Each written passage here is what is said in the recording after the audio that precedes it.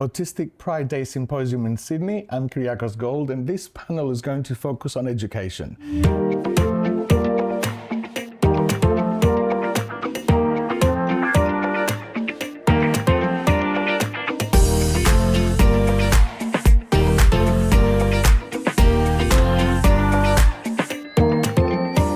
By saying thank you to the City of Sydney for the generous support, and we'll go straight to our panel. Hello. What is neurodiversity and neuroaffirming practices in education? Like, what does it really mean? I'll start and say very, very basically, it is accepting everyone as they're turning up and really looking at individuals and not having a neuronormative standard or a neuronormative expectation for anybody. What is neuronormative? So the standard of sitting quietly, having your feet still, the standard that you should be able to sit there for 60 minutes without moving, that you should be focused on the teacher with eye contact, that you should not get so excited that you ever speak out of turn and you wait for your turn to speak. All of these things are neuronormative expectations of students in a classroom where we might have students that cannot sit still, that need to move to learn. We might have students that need active learning, so doodle the whole lesson. And many teachers will consider a student doodling as a student not paying attention. But in fact, moving your hands for a lot of kids is the only way that they can hear and they can engage. I am that student. You're that student? I am that student. Yeah. That's wonderful. I am that student. I went through law school like that. And I was misdiagnosed back then. People thought I had depression, so I still had special consideration, but they thought I was depressed. So, you know, I still got through. It would have been better if we knew the right diagnosis, but there was special consideration, and I'm very thankful for that. I think it's also honouring who we are and who our kids are and who students are, as well as staff as well who are autistic. When we talk about education, it's important to remember that that's going all the way through, and I think we're starting to see changes. I'm not saying we're there, we're starting to see changes in primary school and secondary school, and a lot of kids fall off that cliff because there's that expectation that if an autistic student is smart enough to get into university, then they're smart enough just to deal with it, and there's that expectation that all of those supports that were in place are no longer needed. So an autistic university student also needs to be able to fidget. They need to be able to wear their headphones and their caps to block out the sensory input. They need the support in understanding the assessment. All those other things that we understood in primary school and secondary school, we seem to forget once they get to university. And it's one of the reasons we have such appalling dropout rates for autistic students who are actually very smart and very capable. What's the other side of that? What's the neuroaffirming or neurodiversity affirming practice looking like? Well, I would say, you know, in the university system, it's really around looking at what is it about this environment that's making it challenging for autistic students. So if we start with the physical environment, what are the things that we can actually do to make this more appropriate for the student that's not actually interfering? So, you know, normalising things like wearing a cap, wearing headphones so that you can actually concentrate, allowing people to fidget if that's what they require, allowing people to stand up and move.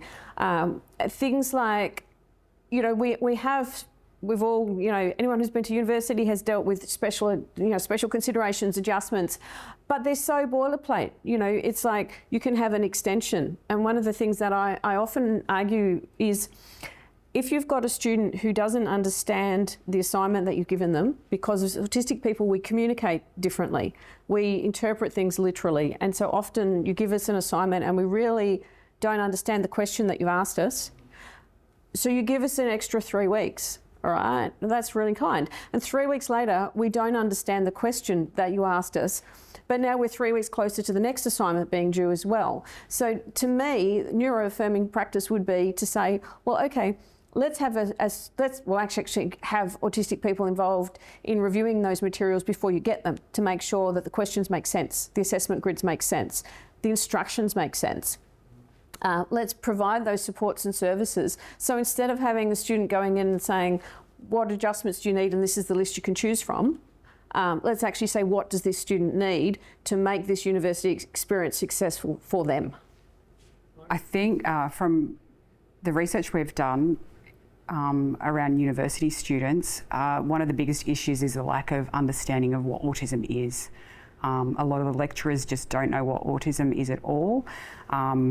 They also, we had a lot of people who were from helping professions, and often they're told that they're not suitable for that profession, whether it's teachers, nursing, allied health, which can be really difficult because we actually need we're a diverse community. We need diverse practitioners, diverse teachers, so it's very important that there is that representation, but it's a complete a challenge for autistic people when the staff that you're dealing with don't know about autism at all, or make judgments, or their knowledge is so old as well. They haven't kept up to it.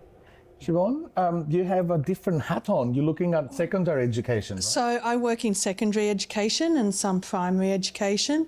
I'd just like to reiterate what both of these wonderful people said. The first one is teachers and schools need to remain curious about what the student needs. So not just go from a bulk standard piece of paper, but ask the student what could help you, and remain curious and open. And don't have the same set of rules and standards for everybody. Ask why. Why is this difficult? What could we do? I also would love to see a world where we get rid of the idea of accommodations. I call my neurodivergent students the canaries in the coal mines. Often if a neurodivergent student is struggling with something, most of the other kids are too. You just don't know it because they're hiding it better. And so if you have a neurodivergent student saying these fluorescent lights are killing me, really you've got half the class that is not liking those fluorescent lights. They're just not telling you. So take those cues and get rid of accommodations by making all environments accessible to everyone so that we're on a similar playing field. Because the saddest thing I hear from my students is no matter how much my school wants to help me, I don't want to feel like a burden every day of my life. And it's a really sad thing to hear. Yeah. Understanding differences in everyone's neurology and differences in how everyone processes information and might require slightly different things, and just allow it. I also think that's the importance of self-advocacy as well. Like, we teach our children to advocate for their needs, but we don't have adults that listen. And it's really, really important. I mean, we're also part of that adult system. We need to listen to their needs as well. But, we want them to tell us what their needs are when they need it, but we also want that validated when they're raising that. And I think it's the importance of also having, building positive relationships. Often we're asked about, what are the goals for the year? It's about having a relationship with... I just remembered what I wanted to say, which was... there are too many helping professions where people are scared of coming forward as neurodivergent, and we need open representation in schools. We need open neurodivergent teachers where the kids can look at them and say, here's my role model.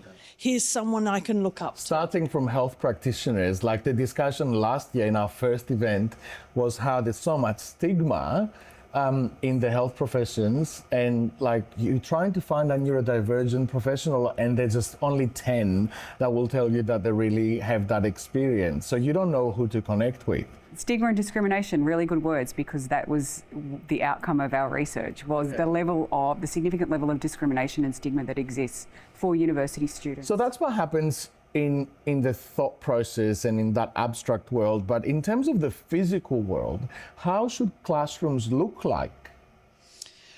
So, unfortunately, we are in a society where it's not getting better, it's getting worse. We have approximately 30 to 34 children in most classrooms, and a teacher that hasn't been trained to understand differences in how kids think and process, and they have a curriculum that they have to get through that is just absolutely absurd, and everything is measured by output, not input. And so I think the whole education system needs to be changed, not just classrooms. Yeah. Teachers do try, but they are hitting their head against a system that is not designed for anybody that can't function in a sit down, listen, take on information and regurgitate it way.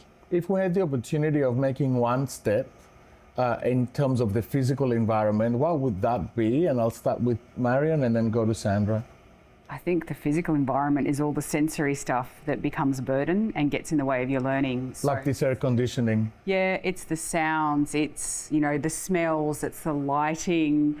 Sometimes it's the wayfinding, like how do I actually get to where I need to get on time? They all get in the way. I mean, there's a whole lot more as well, but they're probably the most important.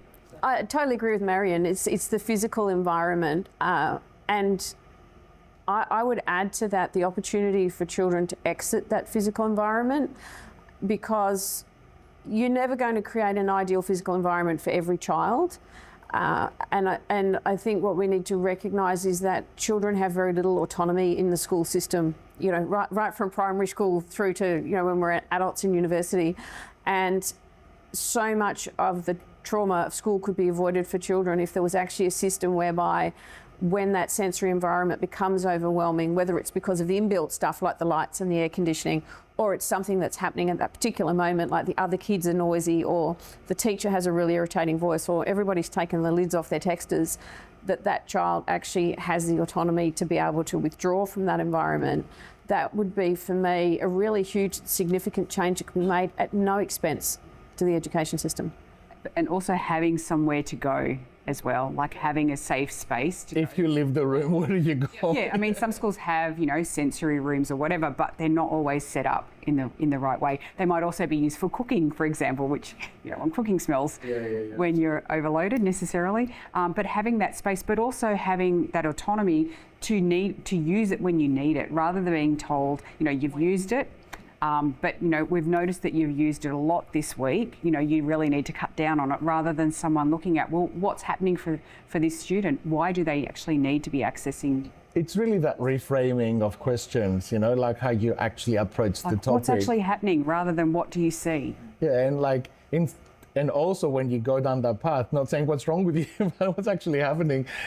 What about assistive technologies? Like, we've seen so much AI, actually the word AI, because we've had AI for quite a while, but we didn't know. How can that change the life of a student? Look, I know, you know, things like noise cancelling headphones can be really, really important, just for muting the world and making life a bit easier.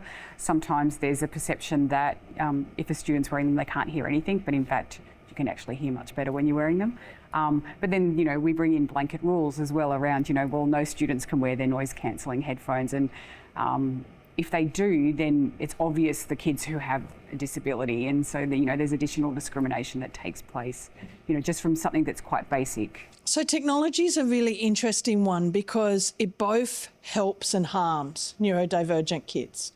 And so again, it needs to be looked at very individually. I agree, things like headphones, every kid should have them. And when my child was small, if I needed to buy him something for the classroom, I bought every member of the class it, and they all had an option of using it to reduce that discrimination. What a privilege to have that, right? Like how beautiful that you can do it, but what happens with parents that they can't do that? So schools should provide at least half the class, because most of the time more than half the class won't take up the opportunity, so that everyone can use the same thing. Because even a neurotypical child, if they haven't slept well, they haven't eaten, their stomach hurts, they might require to block out the noise for that day. And so offer it to everyone. As far as computers go, it's a discussion that needs to be tread on very carefully, because computers can really help neurodivergent kids, but they also hold a lot of neurodivergent kids back in the classroom. So it needs to be looked at individually. And when I say individually, I mean in that moment in time. So English lessons aren't the same for the whole year. You think about every moment. Yeah, I would agree that technology is both a blessing and a curse for autistic, and not just children, everyone throughout their education. There's lots of benefits. I mean, certainly I know, with many of the children that I work with, there's things like fine motor issues, and so being able to use a computer, being able to use, voice to text, those sorts of things are a huge benefit. But there's also the risks associated with the fact that everything is so immediately accessible, and there's the quality control around the information you can get from the internet, and also there's all of those issues. I think as soon as you talk about technology, you think about things like cyberbullying, which I think autistic children, neurodivergent children, just unfortunately are far more susceptible to, because we're more susceptible as autistic. If we look at the research on bullying, autistic people of all ages are far more likely to be bullied than non-autistic people, and far more likely to be cyberbullied than non-autistic people. And I think that's something we've always got to be careful about whenever we think about technology. I've noticed that with the use of ChatGPT at work, that I can rewrite my emails and save a lot of time and not be offensive. And I was wondering if I had that tool at school, and if I was diagnosed at school, like it's a real hypothetical, whether I would be able to communicate better. If you have any thoughts on that layer of communications, like what are you trying to say here? How can I say this better? Have we got any experience or data on that? There's no data on it, but a lot of my students anecdotally will use search ChatGPT, Perplexity, which is one I like a lot more, to structure their essays. And so they use it for the structure, for the communication purposes, and then fill in the structure, which is fantastic and is a really good use. Rather than having that wicked system of thinking, you just have a more linear one that can be understood better. Yeah, so it structures their essays. You have to be careful because they all give false information. So, but the structure's great, and it allows them to communicate and structure their essay better, and then they just put in per paragraph what they're going to do. I was wondering whether we have some success stories in Australia that we can share, because we just often point out like what needs to be done. Is anyone, any university or any secondary school doing this right or moving towards the right direction that we can give credit to? I think there's a lot. I'm just haven't asked for permission to name schools, so I can't do that legally. But there's a lot, and so I went to a school recently, a public school for girls in Sydney, and they have a lot of parents of neurodivergent kids at the school that have spoken to the executive at the school, and the executive are moving, especially the behaviour management system, to a far more neuroaffirming behaviour management system where kids do not get suspended for simply being neurodivergent. The school I work at, they hired me first of all, so that's a very good step in the right direction. And then, so I'm the neurodivergent specialist there, and they've hired me to help the neurodivergent kids that aren't already being supported. So unfortunately, in a lot of schools, just due to resources, learning support departments and diverse learning departments have support for the gifted kids and have support for academic strugglers. But they don't have much support other than exam accommodations for neurodivergent kids that sit in between those two. And it's that real understanding that autistic people are just like neurotypical people. We come with different skills and strengths and issues, like rather than just position, you have to, it's what we're talking about in media, right, Sandra? That you have to be really brilliant, like the good doctor, so you are allowed to have a meltdown because you saved me from cancer. That's right, and I think we do see that in schools. Yeah, the autistic children who are the twice exceptional children, so we're autistic and we're also gifted, there is that, well, okay, we can put in support for them, and I very much agree with you. It's that recognition, and I think the good schools are the schools that are openly working with autistic people. So I work independently as a consultant, and I know that schools come to me and say, like, can you come and do creative writing workshops with our kids? And that's about saying, well, okay, here's this autistic writer who'll come in and work with us, and that's about really supporting the kids to work using the way that they think, but also saying, okay, here's somebody who is also autistic, who is successful, you know. And I think, to me, like, that's not a whole of school program, obviously, but I think those are good steps in the right direction to actually have schools that are saying, well, okay, we're actually bringing in autistic people who are experts in a particular area to teach things from an autistic way of thinking, rather than us trying to teach the kids to think like neurotypical people, but also to role model that. And I think those are the sorts of things that if I was a parent, well, I am a parent, but my kids are past that age now, I would be looking for. Is the school bringing in autistic people to do that? Is the school getting autistic people in to run professional development for the teachers, for the parents, rather than, you know, we've got the standard kind of, you know, out of a box stuff. Any examples at universities? I feel that the universities that I went to at least were on the right path. I remember when I was attempting a PhD that I was giving a very different structure of PhD, which allowed me, because I can't read for too long. I have my ADHD is through the roof at times. So I was able to prepare a PhD based on journals. So I thought that was a really great thing, but I'm not sure if you feel, being in the space, that universities are on the right track. I think everyone's experience is very individual and different. I love that answer. It's around the like relationship, whether you're in primary school, high school or university, it's the relationship you have with the people who are teaching you, their willingness to engage with you and support you as well.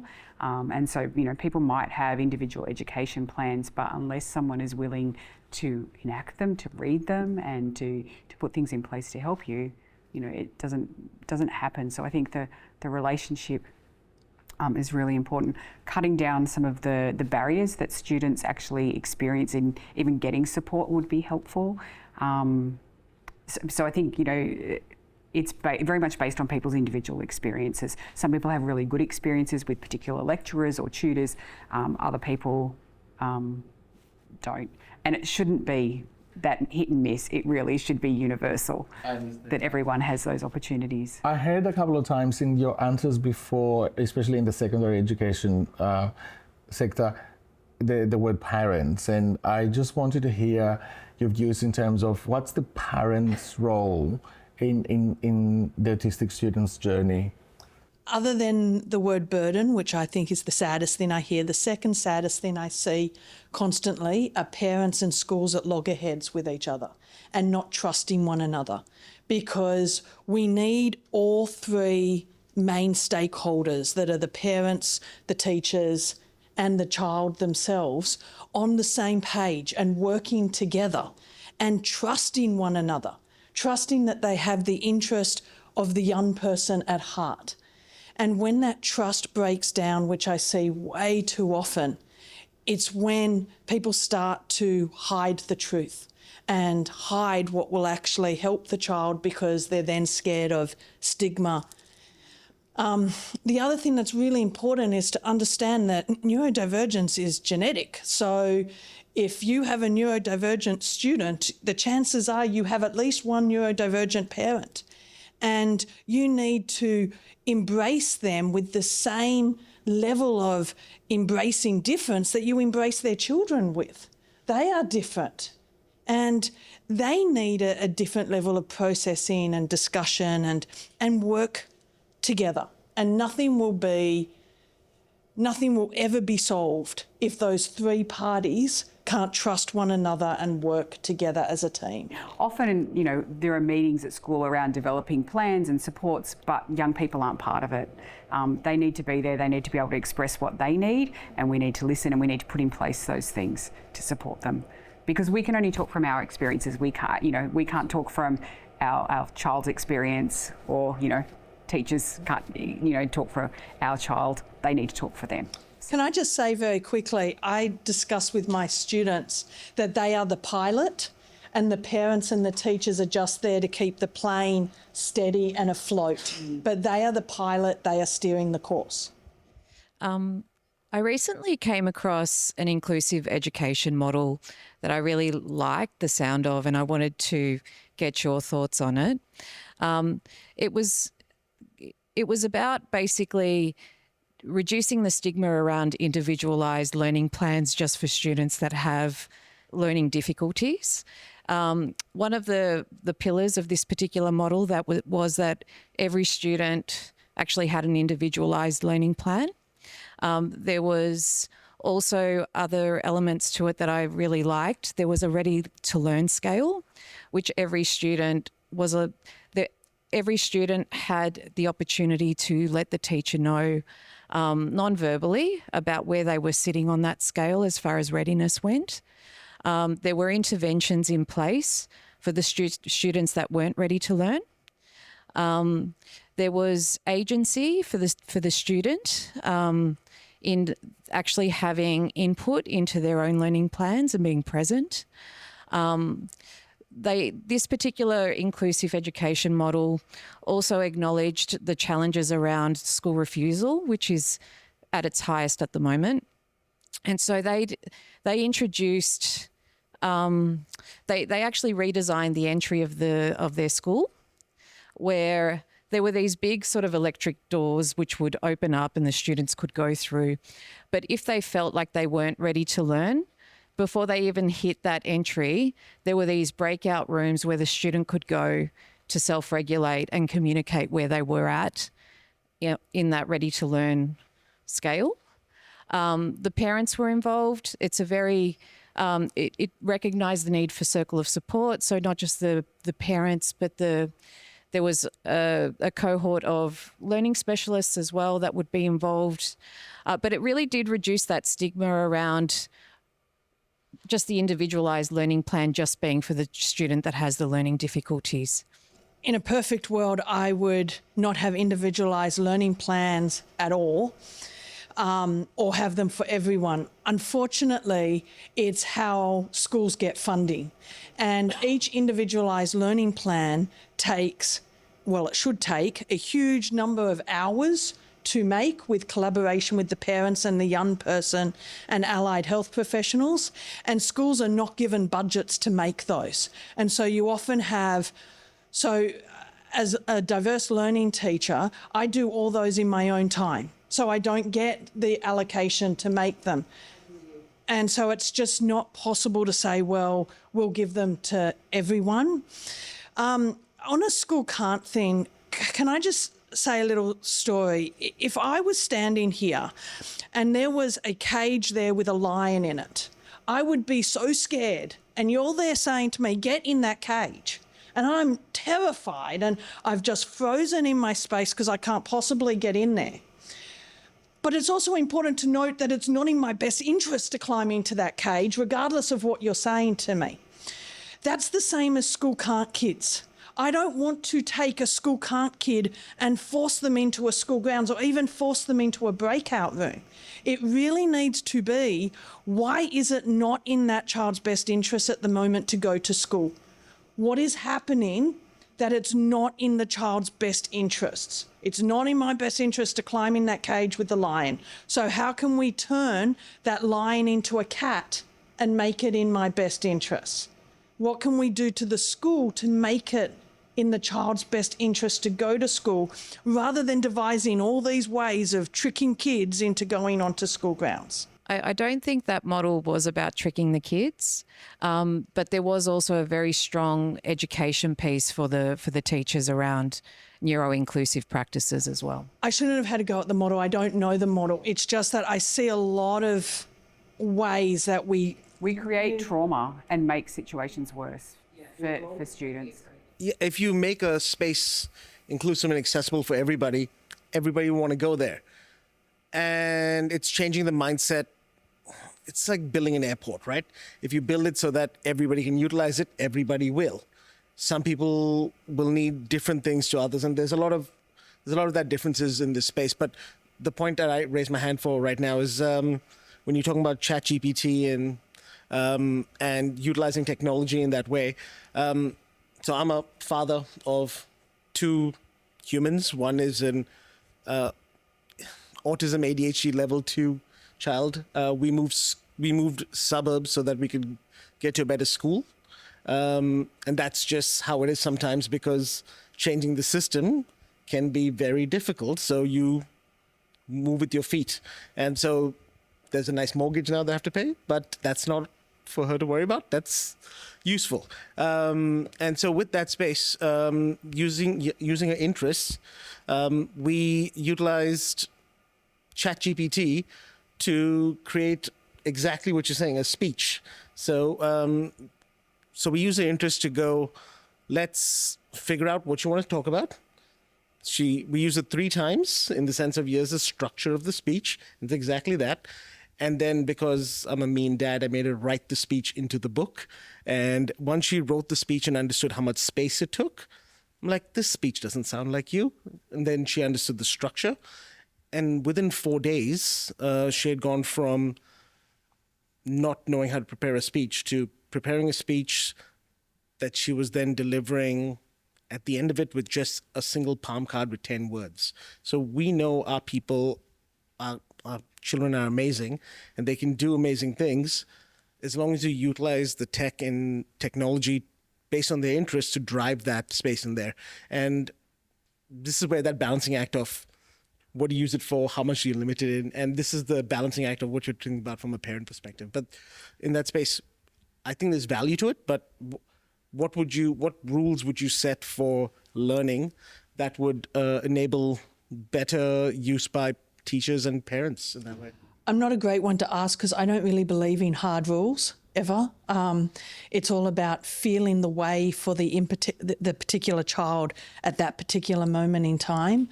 You need to know for your child, do they dysregulate on tech? Do they regulate on tech? What sort of tech? All tech is not the same. What sort of tech? My big advice to parents would be aware. Be aware of what your child is on. Be aware of how long they're on it. Be aware of how it makes them behave afterwards. Just be aware. You've touched on this in the conversation, but I think what for me feels like it needs to be teased out further is moving away from such a heavy emphasis on the environment for autistic folks and their capacity to learn in different environments. That's hugely important, but focusing more so on the different processing styles. And I don't hear enough conversation, not just in this room, I think we have touched on it, but generally speaking about the really making sure that teachers understand from the inside out what autism actually feels like. And I know that I can barely follow a conversation in real time. I might be okay one-to-one, but put me in a group situation and it's actually not really environmental. It's just that my brain, is not able to process as much as is coming in at that point in time. And, I've developed compensatory mechanisms where I walk into business meetings, I take copious notes, I walk out and then work out what the hell just happened. And, lots of different things like that. And, that's just one example. I'm sure in this room we've all got lots of different examples. But for me, I get incredibly frustrated. I want the teachers to know what that really feels like and then go from that, and not suggesting you guys aren't sort of digging into that and that's not part of what's informing your practices. But I think sometimes the conversation can be a bit limited around the environmental piece. Yeah, I'm really glad you raised that because that is a really huge part of it. And I sort of touched on it but didn't go into it when I was talking about that issue around assessment guidelines and those sorts of things. There's so much that we don't consider when we talk about the way that we educate, whether it's right from primary school through to, doing a PhD around that information processing thing. And it's one of the reasons so many autistic students do drop out. So if we take something like, you're sitting in a classroom or a lecture theatre and the lecturer is lecturing and every kid who's in there who's not autistic somehow magically picks up what were the key points. Like, what were the points that you're supposed to go away and remember? And we pick up every single word that they said and we're not sure which one were important. Or they say, mark the important things in your textbook, like highlight them so that when you're preparing for, and I'll highlight every word. Those sorts of information process. And that's what I was kind of getting at when I said that stuff around what those adjustments should look like in those learning plans. It's not around, we need an extra 3 weeks. To me, it's about the lecturer understanding that hinting what's in the exam, hinting what's important. Hinting to autistic people it's not going to work. So if you've got an autistic student in your class, you need to either say, this part is particularly important, or be in touch with that student afterwards. This will be in the exam. Will be in the exam. Would be the hint I need. That's exactly right. Give them some clear advice and guidance on what they need to study, what they need to revise, what the assessment guide actually means, what it is this assignment requires them to do. That sort of stuff we can't. I've recently finished a research project which is on the experiences of autistic people in academia, and they've sort of reflected, since 37 people from around the world, and they've reflected sort of from when they were sort of first into uni through to working as autistic academics. And shameless plug here because you said I could. My book's coming out with Cambridge University Press in September, and it's called Autistics in Academia, and that comes across. I just love you have 3 books coming out at once. Sorry. But that comes up over and over again, that information processing stuff in terms of the struggles they had going through university with understanding what was required of them, understanding assignment guidelines, understanding stuff that's being explained to them in lectures, even following, multi-part instructions. You go into class and the teacher says, everybody sit down, open your desk, take out your pens, take out your books, open to page 27. I got as far as the bit that said sit down at your desk, and I've what? But everybody else has got it and they're doing it, and suddenly I'm the naughty kid in class because I haven't even got my book out, because that was part 3 of the 5 parts. You've got an autistic student. You need to tell me one step at a time what you want me to do. And yeah, that information processing stuff, that's so important for teachers to understand. And it's just for some autistic students, that might be the solution. For other autistic students, there may be a different solution. That's right. So you need to know that student and how they process information, how they communicate, and what works for them. And that's why sometimes I get nervous when we talk about universal design, because universal design can be great, but it can also be a problem. So at my work at Headspace, I work with some young people who have cards that they can use in class, like a red card that's like, I'm leaving class, I don't have to explain anything. Another young person has a card they put on their table if they need help from the teacher. But I think I'm seeing 2 barriers. One is that some teachers aren't understanding those cards and it's not explained. The other barrier is that some young people might not want to use that because then it shows them as different or needing help. So what kind of things do you think teachers can do to help create an environment where neurodivergent or neurotypical kids can use those cards in class and feel supported? So the first thing people have to understand is child development means that at the ages of about 14, 15, 16, in order to survive, we, through evolution, need to look like other people. That is an evolutionary thing that happens to every child going through that. And it's important not to stop kids from going through that. So you don't want to say to a kid at 14 that's going through that developmental stage, no, you should be happy with being different. Let them go through that developmental stage and make sure you're there to catch them at the end. So that's why they don't want to use it. I think you just embrace all difference. And one of the ways I do it in my classroom is different than most teachers, but I am different. And so the kids see my difference and that I'm embraced and they accept my difference, I accept their difference, and it doesn't matter what their differences are. This is how you do that, because they might need to leave the room today, but geez, yesterday it was me that I threw the computer out the window. We all have our ups and downs. So that's how you embrace that. Can I just have a comment up there? I teach executive functioning skills explicitly to kids. I also teach the relationship between executive functioning and emotional regulation skills explicitly to them and how those then play out in observable behaviours. And I teach teachers exactly the same things. When a neurodivergent kid gets an assignment, the first thing we do is sit down and make sure they understand exactly what needs to be done so that they don't go home and a mountain's made with stress because they don't understand it, or there's nothing worse than a kid spending 10 hours on something in the wrong direction. And so we immediately sit down and say, let's understand what's being asked and put it in your language. And then in every classroom, I do this get, do, done, so that the answer or what I want from them to do in the classroom is modelled explicitly. And my son explained this really well. He went into an art class one year and he was getting 10 times the amount of work done than he'd ever got done. And he said to his teachers, it's because I don't need to look at the other kids and work out what's going on now. The teacher actually models it for me. So I'm with them rather than 10 steps behind them because I've got to wait for them to do it to know what I have to do. Marion, if you were designing a new research project in this, what would be the next topic that we need to look at? And then I'm going to ask Sandra about what would be her next book in education. I think I need to think about that one.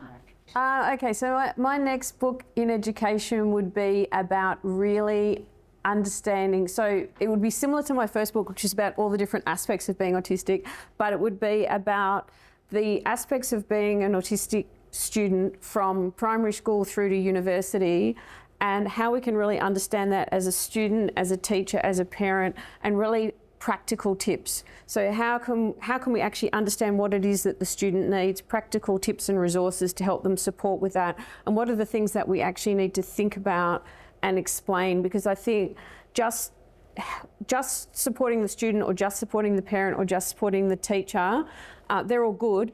But to me, I'd love to write a book that brings all three of those things together so that the parent can say to the teacher, okay, this is what my child needs. And I'm a big fan of books that are simple and visual and kind of explain, so that even a teacher who doesn't really want to read all the detail can just read the bits that they want to read, or they can read more if they want to. So that's on my list. So some of the things that students talked about was the burden they have in terms of educating staff and universities around what their needs are. So I think having a project that looks at shifting that burden, so actually talking to people who work at universities, whether that's the disability support staff, lecturers, tutors, and finding out what their understanding is of autism and what they need to be more neuroaffirming and trauma-informed to support students. Thank you all for coming today. Thank you for just by being here, showing how many different ways we can tackle the problem with and how many different ways we're thinking about it. This was our education panel. I'm Kyriakos Gold, and this is Autistic Pride Day Symposium in Sydney. We'll have more panels coming soon.